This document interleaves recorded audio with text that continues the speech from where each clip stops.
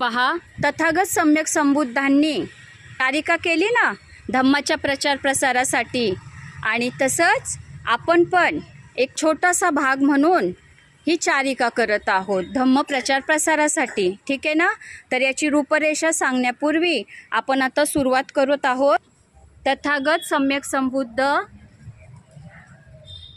भगवान बुद्ध परमपूज्य डॉक्टर बाबासाहेब आंबेडकर यांच्या प्रतिमांना त्रिवार अभिवादन. जमलेले उपासक उपासिका यांना सविनय Jai Bhim. The Buddhist society of इंडियाच्या कार्यकारिणीच्या कार्याला वंदन, आणि भिक्षू संघ सर्व भिक्षू संघांना देखील वंदन. आणि आज हा कार्यक्रम आपण आता सुरू करत आहोत. तर काय आहे हा, तर धम्म प्रचार प्रसारासाठी केलेला हा एक धम्मसंकल्प आहे, राष्ट्रीय धम्मसंकल्प आहे. हा फक्त पुण्यात, चिंचवड, महाराष्ट्रापुरता मर्यादित नसून आपण महाराष्ट्राबाहेर सुद्धा जाऊ शकतो. दी बुद्धिस्ट सोसायटी ऑफ इंडियाचे निष्ठावंत धम्मप्रवचनकार, केंद्रीय शिक्षक, बौद्धाचार्य, कालकथित पी.जी. भोसले गुरुजी यांच्या सम्यक स्मरणार्थ हा धम्मसंकल्प आहे. प्रत्येक उपोषण दिनाला बुद्धविहार भ्रमण करणे, पाली भाषेचा अभ्यास वर्ग घेणे आणि बुद्धविहाराला बुद्धविहार जोडत जाणे.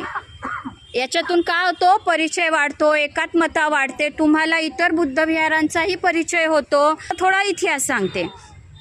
21 डिसेंबर 2024ला युनेस्कोने डिक्लेअर केलेला विपश्यना दिन, विपश्यना दिवस आणि उपोषण दिनाचे दैनंदिन जीवनातील फायदे काय, यासाठी ऑनलाईन प्रवचन आयोजित केलं. आणि हे प्रवचनकार होते आपले सारनाथ, वाराणसी, थाई बुद्धविहार येथील पालीतून PhD झालेले डॉक्टर धम्मशील महाथेरो, जे आता ऑनलाईन येऊन आपल्याला आशीर्वाद देतील.